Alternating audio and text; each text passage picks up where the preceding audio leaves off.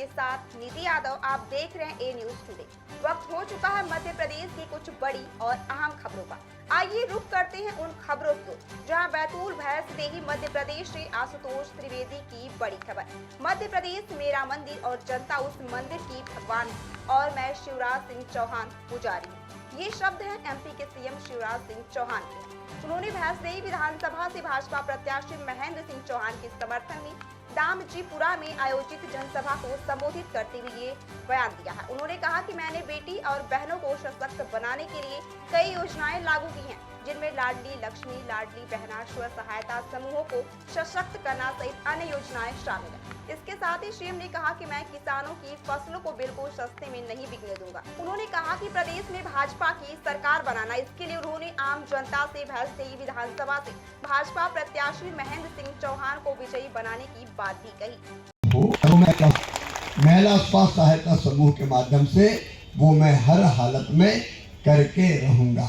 मेरे किसान भाइयों, अगर 1250 रुपया बहनों के खाते में आते हैं तो किसानों के खाते में भी 1000 रुपया तो आ ही रहे, आ रहे कि नहीं आ रहे।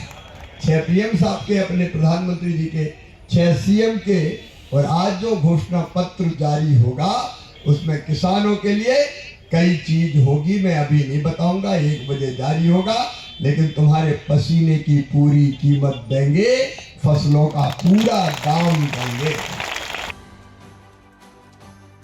मध्य प्रदेश से संवाददाता रामेश्वर लक्ष्रे की बड़ी खबर।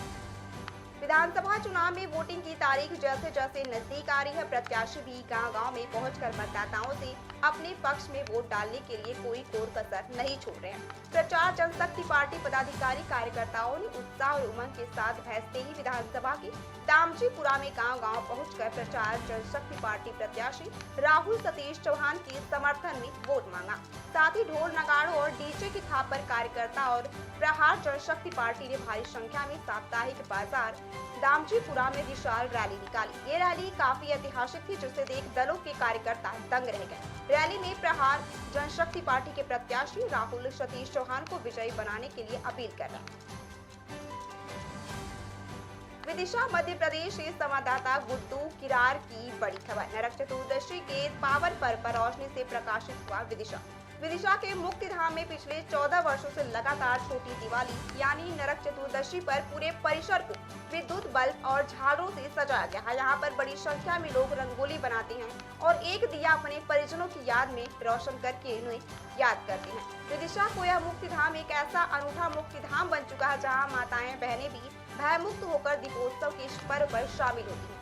देश का यह अनूठा मुक्ति धाम है, जहां पिछले 14 वर्षों से ऐसे कई कार्यक्रम आयोजित किए जाते हैं, जो यह संदेश भी देते हैं कि जिन परिजनों के संग हमने दीपोत्सव का पर्व उनकी मौजूदगी में मनाया है, और इस एहसास को वैसे ही महसूस करने के लिए पिछले 14 वर्षों से मुक्ति धाम सेवा समिति निरंतर यह अनूठा काम संपन्न कर रही है। इसके लिए पूरे मुक्ति धाम की स्वच्छता सफाई की जाती है और हमसे दूर चले गए परिजनों की याद में यहाँ इस प्रकार का वातावरण तैयार किया जाता है, जैसे कभी हमने उनकी मौजूदगी में अपने घर को रंगोली से सजाया था और दीप उत्सव का पर्व मनाया था। वहीं इस पूरे आयोजन को करने वाले मुक्तिधाम सेवा समिति के सचिव मनोज पांडे बताते हैं कि पिछले 14 वर्षों से हम निरंतर दीपोत्सव का पर्व मुक्तिधाम में आकर बनाते हैं।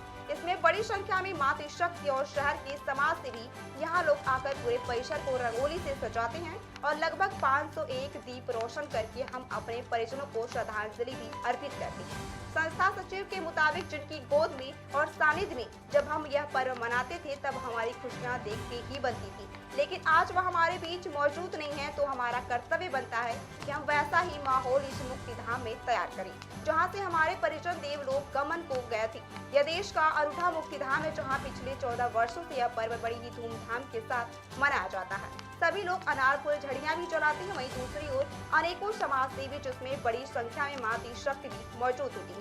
उनका कहना है कि अब यहाँ हमें आकर भय नहीं लगता, बल्कि मुक्ति धाम अब एक तीर्थ जैसा लगने लगा है।